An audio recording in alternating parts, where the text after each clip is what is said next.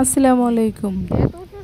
আমি আবার একটা নতুন একটা ভিডিও নিয়ে চলে আসলাম। এটা আমাদের বাড়ির সামনে সুন্দর একটা জায়গা, আসলে খুব সুন্দর নদীর পাড়। এখানে মাটি জাগানো হয়েছে, আসলে খুব ভাল লাগার মতো একটা জায়গা। প্রচুর পরিমাণ বাতাস ছিল এখানে।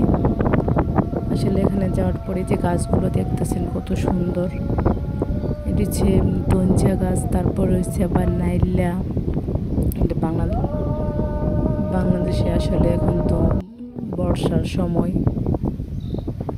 এই যে দেখতে পারতেছেন এটা ঢাব গাছ, প্রচুর পরিমাণ বাতাস ছিল সেখানে, আসলে সুন্দর একটা দৃশ্য ছিল।